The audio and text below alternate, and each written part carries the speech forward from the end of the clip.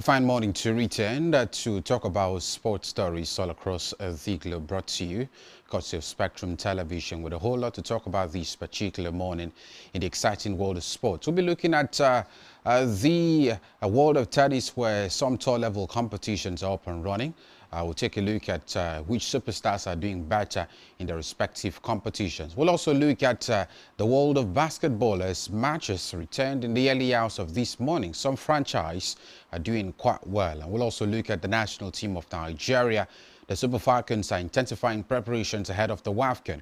And the man Justin Madugu have released a list of players that will be playing in the two-legged friendly against the indomitable Lionesses of Cameroon ahead of the start of the WAFCON. We'll also look at European stories this morning with some English teams that played yesterday in the Conference League and the UEFA Europa League playoff first leg affair.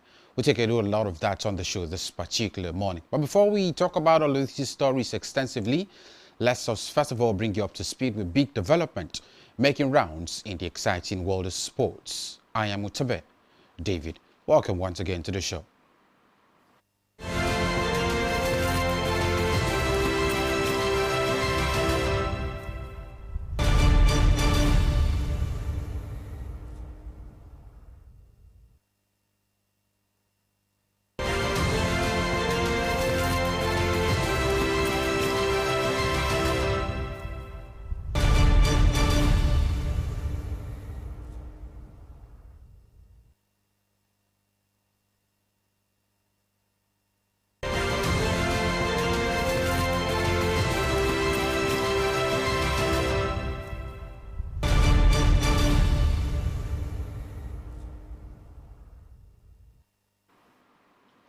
The conversation starts from home, where the Nigeria Cricket Federation has announced the commencement of zonal qualifiers across the 6 geopolitical zones for the 2026 National Under-17 Boys and Girls Championships, starting with the Southwest and Southeast zones on February 18.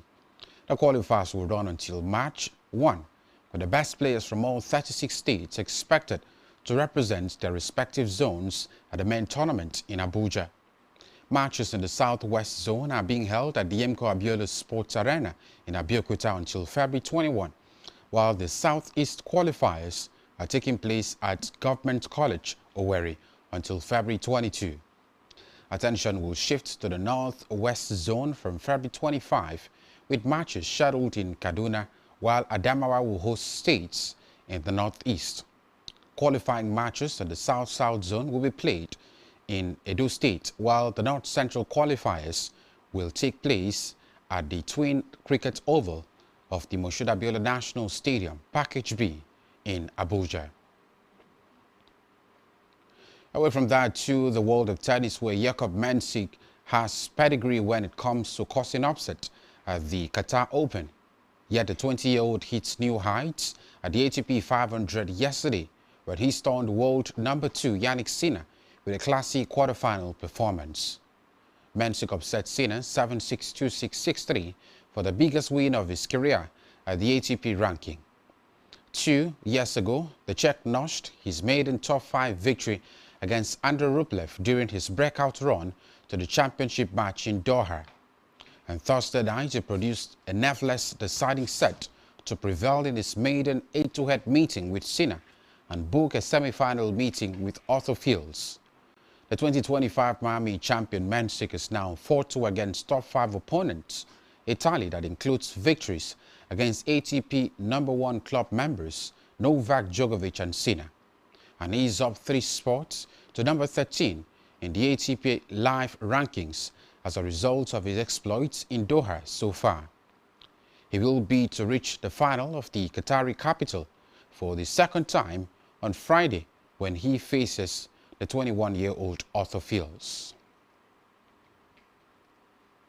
Away from that, after saving 3 match points just to escape the third round in Dubai, Coco Gauff played as if she had a new lease sought life in Thursday's quarterfinal against Alexandra Ella. He raced past the Filipino 6-love, 6-2 in 67 minutes, silencing what had been a frenetic center court crowd throughout the week's night sessions and settling up a semi-final showdown with Elina Svitolina, who ended the dream run of lucky loser Antonia Rosic in 3 sets later on Thursday night. With her first win over Ella at the WTA Tour level, Coco Gauff advanced to a second Dubai semi-final and became the third American into the last 4. 3 Americans will feature in the semi-finals of the WTA 1000 events for the third time since the format's introduction in 2009, following Beijing 2025, Pegula, Anisimova, and Toronto 2024, which had Navarro, Anisimova, and Jessica Pegula.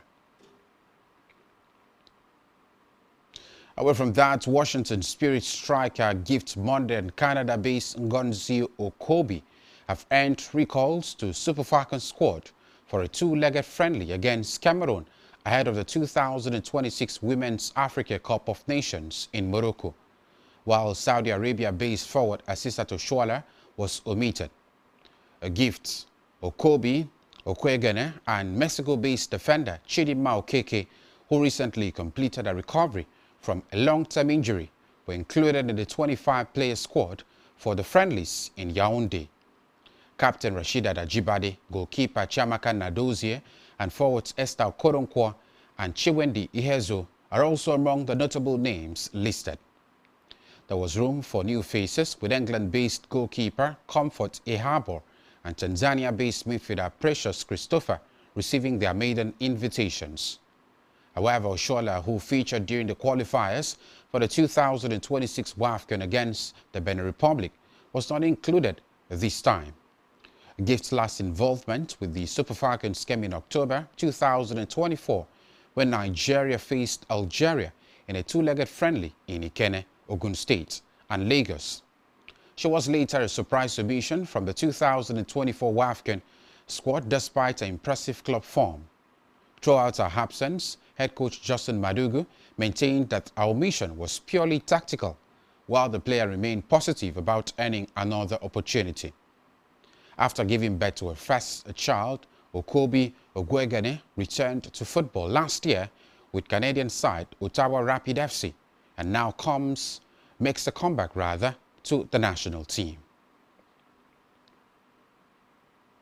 Still talking football, Victor Pereira met a perfect start to his reign as new Nottingham Forest boss as they claimed a stylishly victory at Fenerbahce in the first leg of their Europa League knockout round playoff tie. The visitors dominated from start to finish to record their best ever away win in European competition. Forest will now be a strong favourite to advance to the last 16, where either Midtjylland or Real Betis awaits when the second leg gets underway at the City Ground on 26 February. It was largely one-way traffic in the opening period as the Fenerbahce side, containing a smattering of players with Premier League experience, struggled to retain possession and cope with Forest's intensity. Well, that's all we have in Sports Wrap-Up at this time. We take a very short breather. When we return, we'll have an extensive conversation on the show. Do stay with us.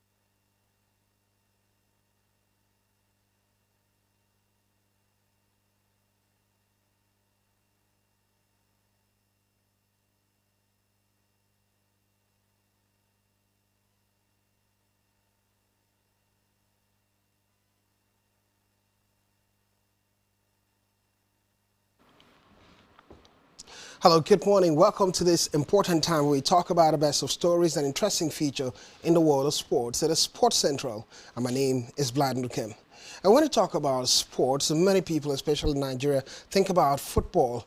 But the most interesting part is what's happening regarding the Niger Delta Games, the second edition of it, and we here Benin City is agog in readiness for it. Even the camp in Asaba for the from the Nigerian Athletics Federation in preparation for the Commonwealth, where we hear athletes are not there because of the Niger Delta game. It's bubbling already. Interesting features. The draws came out yesterday. It will be part of a conversation to have today. We'll look at the world of cricket as Team Nigeria prepares for zonal under-17 cricket qualifiers. Remember, this is so important because over the years, we have young talent, boys and girls, feature in the world of cricket. Even the last under-19 T20 World Cup, we had players that graduated from this particular qualifiers and tournament, the under-17 tournament. We'll talk about football stories around the world, definitely. A key talking point centers around the NFF.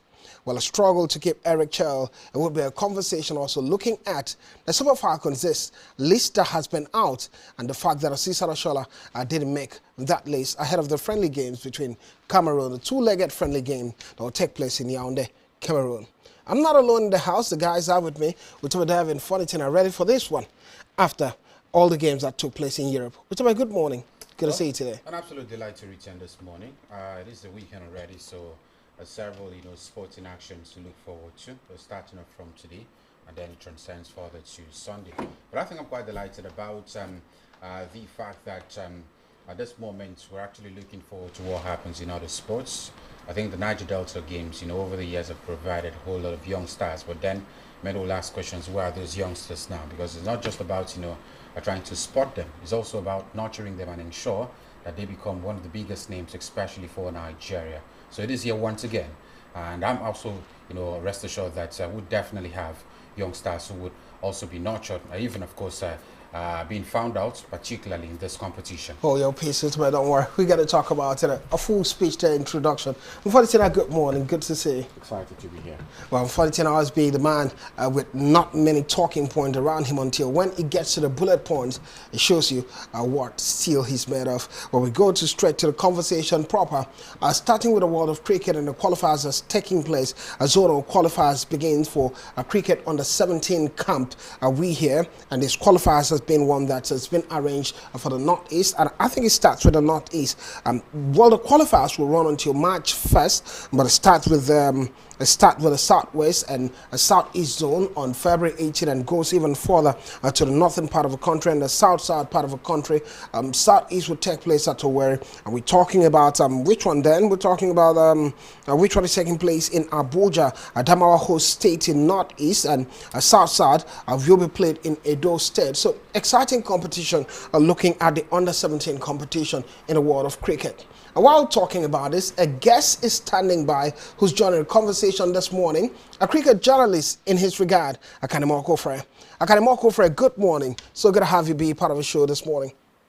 Good morning, Blyden and the studio. It's good to have you here reporting live from Uyo, though I'm set to be in Edo State in a couple of hours for the Niger Delta Games. Well, we'll be looking forward to get all the details from the Niger Delta Games and from you on ground. Akanimo Kofre, always the go-to guy for us, but exciting to have you be part of the show. Let's start a conversation from the world of cricket. Under 17 tournament, the qualifiers we're looking at. Remember, many would talk about the opportunities, just like we mentioned during the introductory part of this conversation. And they said, well, every now and then we bring in young stars, but the conversation is where the young stars are now. But cricket is more or less like not an old sport, a new sport for Nigeria, but we've seen the progress in the world of cricket. What do you make of the under-17 qualifiers that's taking place from a zonal point of view? Saying that this has been one of the outstanding projects of this administration, the partnership with a certain financial brand in Nigeria that has partnered with NCF to make sure that we have this under-17 tournament going on for the past couple of years. That's about 7 years now. So this is one thing that has helped Nigeria, especially at the national team level, where we have about 70% of the players coming out of this program. So it has been a place where we discover, where we unearth new talent that helps the process of the game in regional levels and also at the national level. There have been the pride like Prosper Alseni. We've had the likes of Peter Aho, a couple of them who has been discovered through this tournament. So this time around, we are going to see new tournament stars, upcoming stars for Nigeria emerge as the regional trials commence earlier on, as you said, this couple of days till February, March.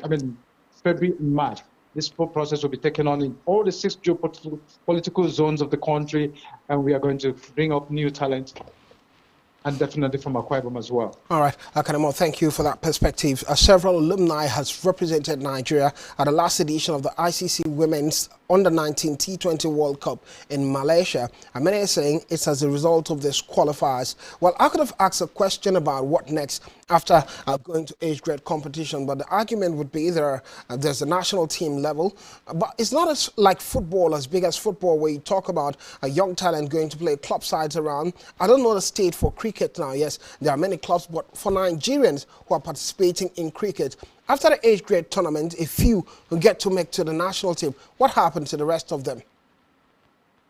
Quite a number of them have been playing in the international leagues outside the country, and some of them also have been playing at the Lagos League, where we have the high-paying clubs there, and even 2 different tiers of club cricket at Lagos. So what we have here is that looking at the female aspect of it, from Akwa Ibom, we have legendary names like Sarah.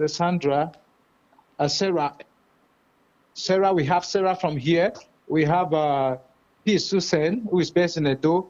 We have Lilian Ude and Southeast. Most of them evolved from here. And don't forget about Lucky Piety, who also evolved from this type of tournament. So the NCF has a pathway programs where most of them are nice, and then their developmental programs are also established there for them to make sure that they are ripe for different categories, the under-19, the senior teams to represent Nigeria in most of the tournaments that we've always been having from ICC and also in Africa. So there have been a pathway programs that the national coaching system is engaged, where most of these people, after being harvested at the regional level, they are engaged at the regional and the state level, and also at the national level, to make sure that they are up in the game. Don't forget, we have a lot of training facilities now in the country, unlike before. So this is one of the tournaments that has brought us consistency, and we also have a lot of turnover of a good athletes for the regions and the country. You got Akanemo Akufre. Just a last question for you. Maybe let's see how we can trash this in 1 minute. We got to talk about our talking point quickly. Looking at the Niger Delta games, I'll be starting tomorrow. The draws took place yesterday, and it's quite interesting. 9 games for participants to represent the different states in that regard. But the conversation is, look, not 9 games, rather 9 states being involved, which are states within the Niger Delta. But yesterday, the chairman of technical committee NFF said the draws were essential. Let's start by this. Putting Akwa Ibom in this mix, the last edition, which took place in Akwa Ibom, talking about the Niger Delta, that will be taking place at the Samuel Bumudia Stadium. Well, the conversation is the state of Team Akwa Ibom in preparation for this particular tournament, because Governor Dure Diri of Bayelsa State has come out to charge Bayelsans and telling them they have to retain the title. What's the preparation like, and what are we looking at for the Niger Delta games? A beautiful thing that has happened to the Niger Delta states, the 9 states in the Niger Delta, including Akwa Ibom. And of course, we had the history of hosting the first tournament here. And Benin, Edo State is also the second now. For Team Akwa Ibom, there has been top preparation. You saw equipment doled out for them, what almost 300 million naira worth of equipment was given to different sport associations to help the young men prepare. And also there was this gym open for them to take part. So there have been motivation under this current administration for the athletes. They were camped, they were given their kits, unlike the situation we had last time where we had trouble with kits and training facilities. So I believe Akwa Ibom State is better prepared and also well motivated. Don't forget, also talking about cricket here in the Niger Delta games last season. Unfortunately, we thought the game would come in full-fledged, but I think organizers are looking forward to perfect their plans to ensure that cricket is also there in subsequent edition.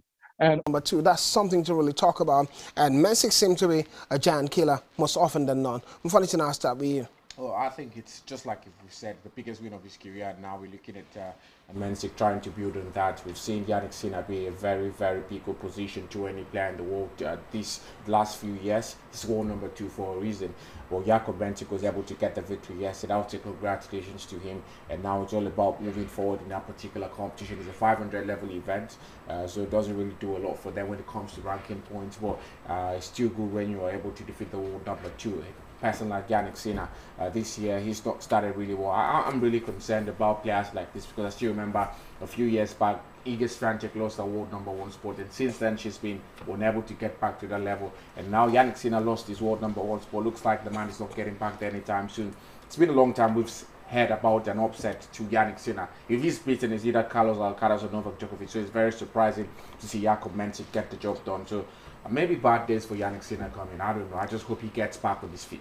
Which we're diving funny to talking about bad days coming anyway, but quickly, let's look at this one. Carlos Alcaraz, world number 1, was able to get the better of Kachanov in Doha. And the conversation is his hit at 10-0 for 2026. He's not lost the game yet in 2026. But there's a caveat to this, just like Fon said, disappointed with Yannick Sinner. I remember yesterday I talked about it. When both of them are found in a tour level competition, they don't get to win it. Carlos Alcaraz left in it, still progressing, beating Kachanov. But can he go all the way to win it? He's world number 1, or there could be a shocker in this one. Well, I think at the moment he's the most informed player left at the Doha, competition. And the fact that, Yannick Sinner was beaten yesterday, it throws it even more open now, and it looks like he's the biggest favorite to win this particular title. If you could recall yesterday, I talked about the fact that he's still riding on that momentum of winning the Aussie Open. I think the only Grand Slam that eluded him throughout his career, and I think at the moment he's even more confident. The more he wins these games, the more confidence he is, and I think Carlos Alcaraz is in that moment where he feels he can actually go as far as the finals and possibly win this competition. Because I look at the quality of opponents that are left now, I feel Carlos Alcaraz is the next biggest. for him would be Andrei Rublev. He's a defending champion at the competition. I think he's even the defending champion that is under more pressure now than even Carlos Alcaraz, because he's got a whole lot to lose if he not able to win this defend this particular competition.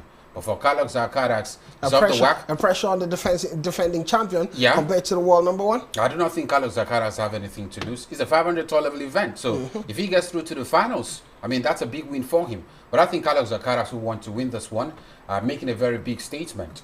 2 wins over 2 in his last 2 competitions, that would be very fine for the man. So I feel Carlos Alcaraz, for me, still stand a better chance. And I think he's also the biggest favorite to win in Doha, especially after Yannick Sinner exited yesterday. After Yannick Sinner exited yesterday, Carlos Alcaraz, the biggest superstar, world number 1, to go all the way and win it. But the big man standing in front of him would be Andrei Rublev. He has to get past the defending champion, Andrei Rublev, to go even further. Rublev started off quite well, defending his charm and progressing in straight sets is that conversation. Let's move away from Qatar and go to Brazil, the Rio Open, Rio de Janeiro, in that direction. Well, it has to be Inácio Buse upsetting Fonseca and Rio de Janeiro. And we're talking about Italian Berrettini and Echeverri. Also, Feria advancing to ATP 500. Valentina, I do not know if you're following what's happening in Rio. It seems like the biggest attention is in Qatar and not Rio. But what's happening? Who's the biggest top superstar for you in Rio? Oh, it has to be with the home favorite. Shannon Dolo is still there as well, but his younger brother has been knocked out of the competition now. And not necessarily home. Those are Argentines. That's South America. That's South America too. An Argentine can call Brazil home. Well, similar, Brazilian won't call Argentina home. It's South America, so you'd say to him, just like even Brazilian fans won't want Argentine to win it. Instead of that, they support a European. But João Fonseca, that was more like someone who we expected a lot from him. I think he's not really living up to the occasion. we've seen European superstars, especially when it coming from the next gen, ATP scene, they come up and do very well. Likes of Yannick Sinner started from the next gen. We're talking about what's his name now, Carlos Alcaraz. Now we have the likes of Chelle, Ben Shelton, go for the South Americans. I've not really seen anything from them. They just come up the ranks through the next gen ATP. Look at João Fonseca. Has not really been able to exert some level of dominance on mainstream ATP competitions. He's mostly, in and around those ATP competitions around South America. You see him in Uruguay, you see him in all those countries, Brazil and all of that. So it's quite sad, but let's see what he can be able to do for himself. Echeverry is still here in this competition as well, so something to talk about. I really sound like a big name though. He's one of the big names there. So, yeah. Well, we got to see what happens in Rio, and we're at the end of it, but quite exciting to talk about all of these attraction that comes with it. Changing gear from Rio, Brazil, let's go to what's happening at the Delray Open. Most likely within the US and Canada region, what is happening there. Top seed Taylor Fritz, a battle pass next-gen ATP Spaniard. We're talking about Joda in that direction. And Francis Tiafoe also closed a pass qualifier Zachary Vardas, and to reach first quarterfinal since July. Well, to David, it doesn't seem like the Americans own this one, but we leave it and talk about what's happening in Dubai. It's not American-centric. Let's talk about the Dubai Championship then. And the women's category, it would be Coco Gauff routing Ella to face Vitolina in Dubai semis. Similarly, Peculiar AJ Stawson in Dubai to reach 7th straight WTA semi-final. Talk to us about it. We've seen another competition that most likely dominated by Americans. 2 Americans now are showing class and dominance. Well, I think I'm quite happy with Lady Cory Coco Gauff. If there is anything that stands out for her is the energetic start to 2026. I believe she has been quietly going about, doing the job of winning games as much as possible.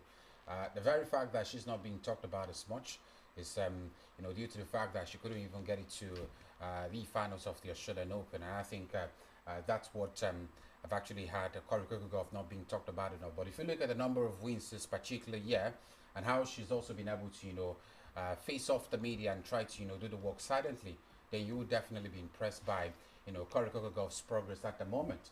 And I think if you also look at the Dubai, Championship, she's also, being tagged one of the favorites to get this particular one. Off the back of what she was able to do last year, which to a large extent was still below par in terms of titles won, particularly for, the Lady Cory Coco Gauff. I think this year is a different year, and I think she can also, do better than what we saw last year in terms of amassing as many titles as possible, especially like what she did some 2 years ago. So I think Coco Gauff for me is in a very, very good run of form and possibly get the better of Vitolina to make it to the finals. Getting the better of Vitolina to make it to the finals, it would be something to look forward to for Cory Coco Gauff. In recent times, she's not been in the best of form, but at this tournament in Dubai, absolutely fantastic for Coco Gauff.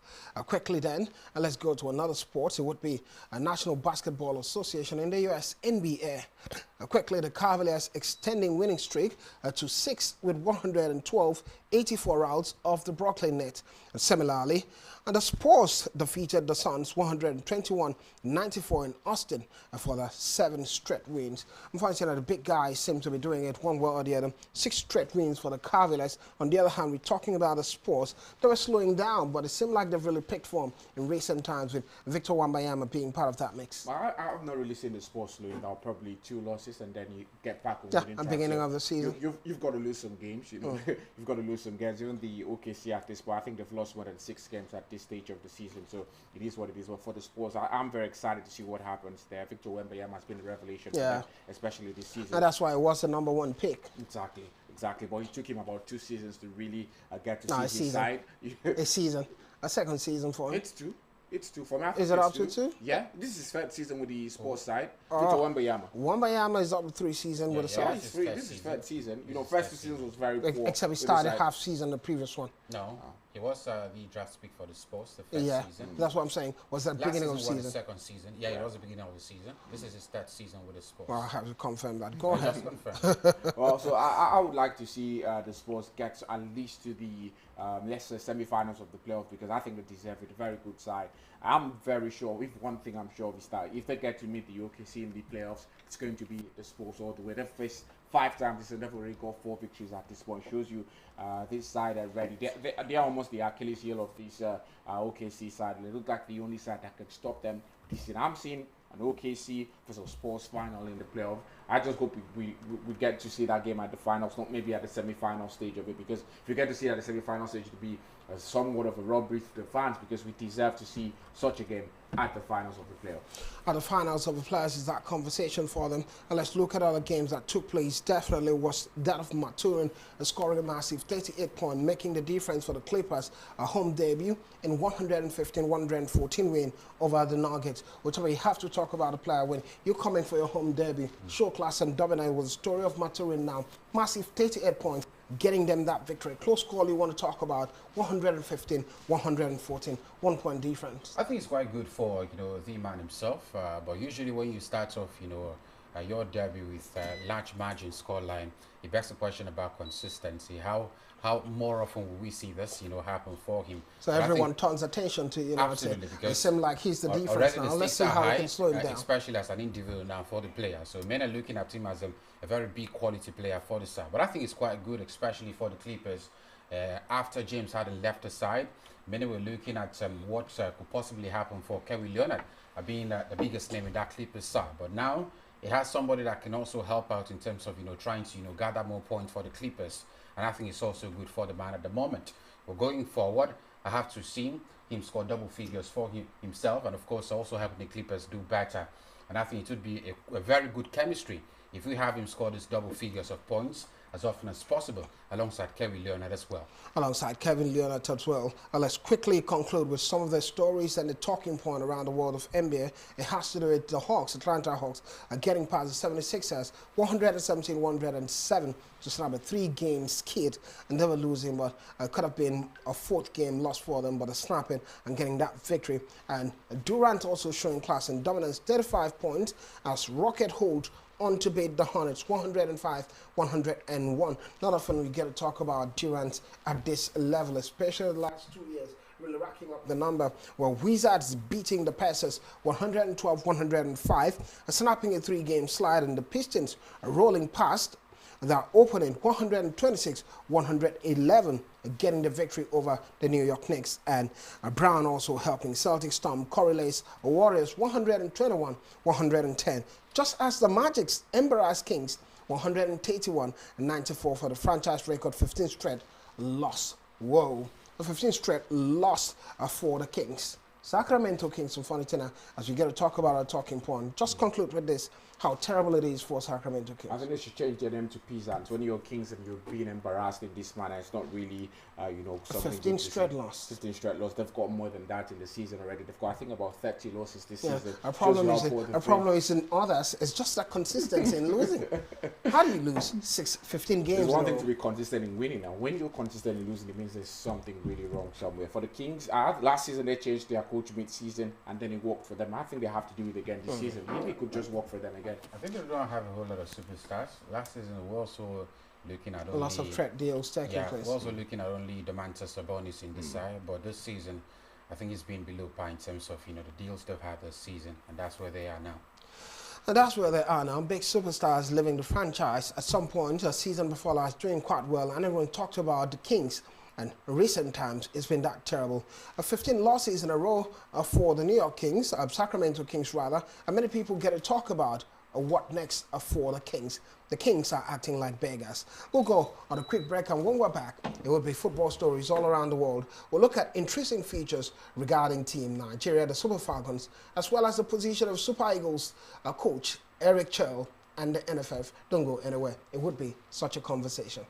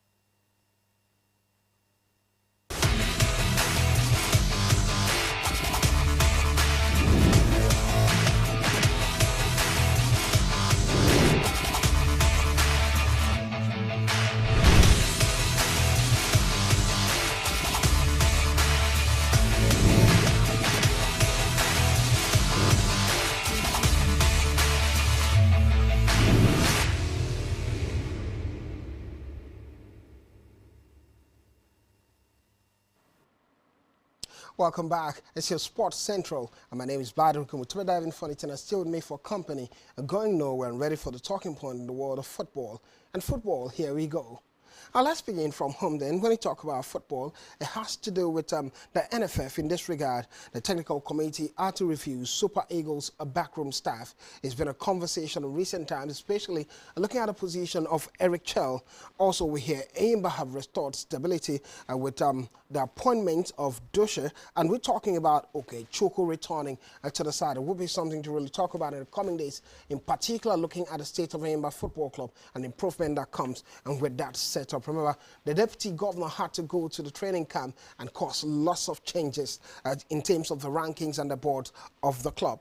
Let's stick to the Super Eagles then, as the NFF face a battle to retain Eric Chelle amid fresh Angola approach. A guest joins the conversation. Mr. Ifyok Reid Inam, he's a sports analyst in Akwabum and doing lots of administrative work when it has to do with grassroots football and sport. The game master for a school, Comsecom, in Nigeria. That's been quite dominant to do with grassroots sports in Nigeria. They won the Milo basketball and plenty. The flag football, American flag football national, they won it in recent times. And boys and girls, they are the current champions. Mr. Ifyok Reid joins the conversation. Good morning, Ifyok. Yeah, good morning, Blyden. Good morning, Spectrum TV. You have to give me accolades for all the accolades I've been giving you, Mr. Ifyok, in recent times. I'm very humbled because of some of the accolades. But then we have to give glory to God and also from the management of the school and for the management of the State Secondary Education Board. You've done a yeoman's job. Let me start with you because we'll be having an interactive session alongside with guys for the studio. With David and Fonitin are still in the studio. Having a thought about Eric Chelle. Let's go to the conversation around Eric Chelle. We saw the list as of January that Eric Chelle, the coach of the Super Eagles of Nigeria, gave to the NFF a 19-point agenda, and many would say wanted $130,000 and on and on and on. The list is massive. Many Nigerians have come out to support Eric Chelle and say, look, the NFF should pay Eric Chelle that amount of money he's asking for when his contract expires and extend his contract, that Eric has done well. Similarly, we hear Angola also have made a fresh bid for Eric Chelle. What are your thoughts about all of these and the position of Eric Chelle with the national team? Should he be paid the set amount of money and the 19-point agenda? Is he good enough? Has he achieved so well? Because the other argument is Jose Pizarro reached the final of the Nations Cup and left. Eric Chelle took Nigeria to the semi-finals, and Nigerians want him to stay. I feel it just shows you how the mighty has fallen when it comes to Nigerian football. We've not really hit the peak we wanted to really hit. For me, has he done well? I would say not really. Why I said not really is we did have a chance of qualifying for the World Cup. Yes, we had a chance. Did he perform very well in those encounters? I feel up to what we expected. Then did he make the same mistake at the Nations Cup? Yes, he did. And for me, I feel he has done well on his own, considering the expectation. With the 19 points, it just shows the decadence in coaching in Nigeria. Someone in Nigeria should pick up this mantle because we've talked about the coaches in Nigeria upgrading themselves, going outside, getting jobs outside, performing well, and then coming home to do wonders. But then it hasn't really happened. Now, it is elaborate. I don't think the NFF have the money, no matter how we want to put it. They don't have the money to really execute this. It is not visible. When you look at some of his wife has to be flown economic business class, the children economic class, and it has to be traveling all over the world watching.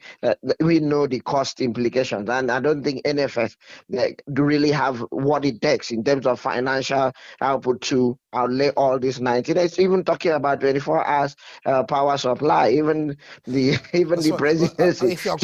What's wrong with having 24 hours electric supply? That's on a lighter note anyway. But then some of the demands are not really obtainable. And then his backroom staff, and he should just sum everything up financially. And the government know if you are paying $150,000 a month, we sum everything to financial terms. I'm not making demands that are not visible. Let's say $150,000. You think it's worth it for Eric Chelle? Yeah, I feel they should just sum it up. He's worth it, and then All they right. should just pay him. All right. Which we're David, I'm funny tell you, you've heard if your view, I don't know where you stand in all of this. I know we had a discussion on radio about it, but a position of Eric Chelle, the money he's demanding, and now it seems like Nigeria's met Eric Chelle so hot in the market. Everyone is coming in. During the Nations Cup, we heard about Tunisia, and now Angola has given an improved bid. What should the NFF do? Well, at this point, I take my minds back to what has been happening over time within the coffers of the NFF. It is so easy to, look at a coach and say he hasn't done pretty well. So far, he doesn't deserve the money. He should move on. The question is, will the NFF bring up a more quality coach than the previous one that left? That's what we've suffered over time, over the years. And I think personally for me, Eric Chelle has deserved that spot as a Super Eagles, coach. Yeah, it might actually be, of course, a cause for concern that the NFF may not have up to $100 and something thousand to pay him monthly. But then again, you also look at the very fact that both parties are actually on the negotiation table. Come out and tell us, how much do you have to offer the man? Is it $80,000? Is it 90? Is it 70? Let's also pick it from there. But when you automatically say, we're financially constrained, we do not have such money to pay, how much do you have to pay the man? And I also think personally for me, the money is not big enough if you want to look at it, because in that money, he's also removing that money to pay his backroom staff. Why not the NFF have, some contractual terms with the backroom staff of the national team level? Why is it always the coaches paying the staff? He's also asked for that.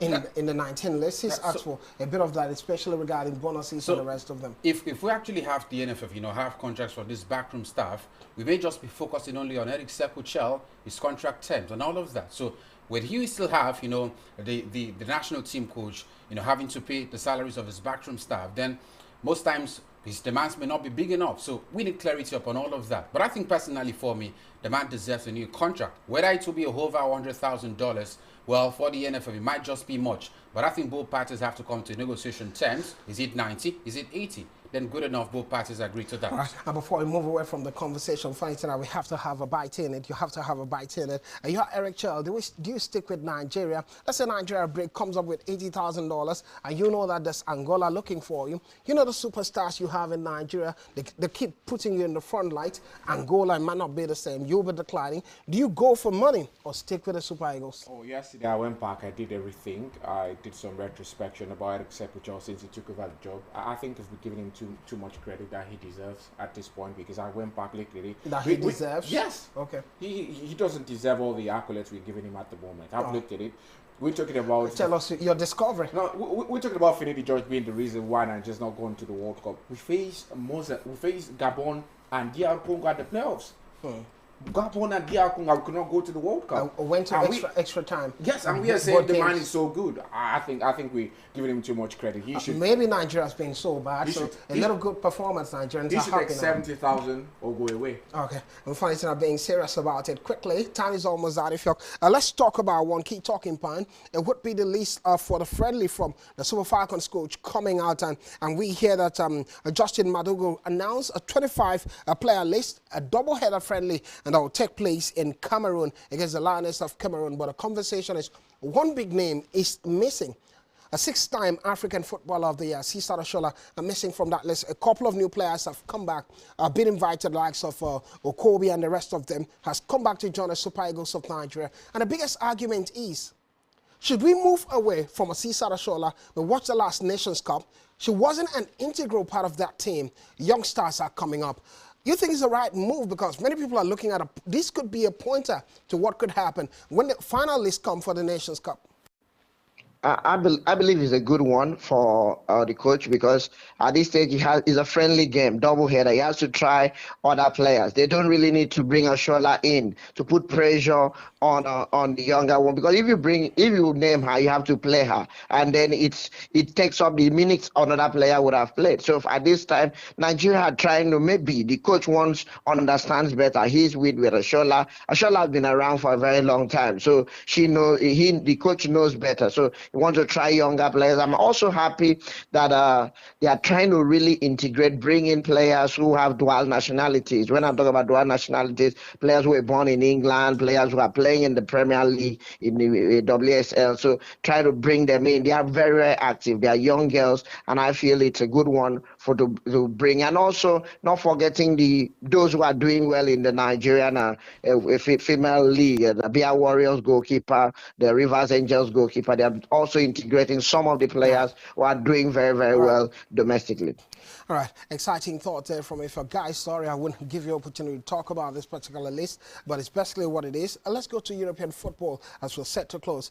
Well, Semi Ajayi, Nigerian defender, we hear Ajayi is set for Hull City return after injury let-off immediately after the Nations Cup. We heard Semi Ajayi was injured, but good for the Super Eagles defender, his return. The funny thing that this one caught my attention is for you. 1 minute, you talk about it.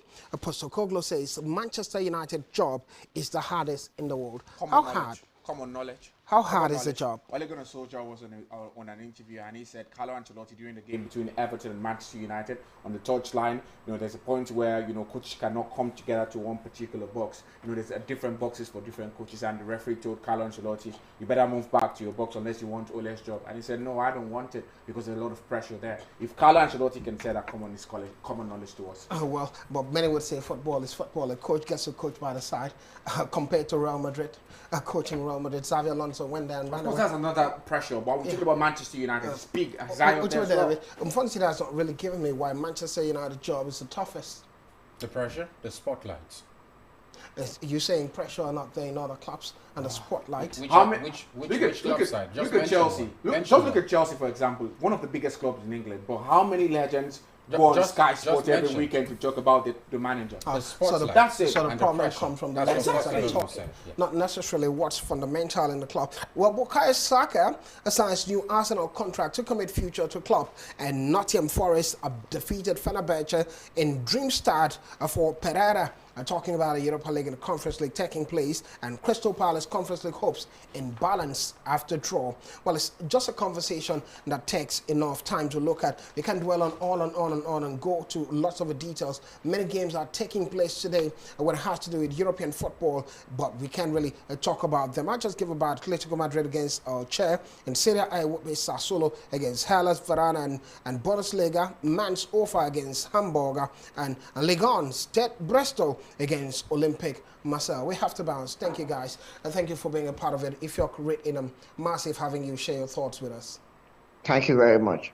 Well, to David, we have to bounce. Tomorrow is another day. Yeah. It's the weekend. Absolutely. Some people would say, thank God it's Friday.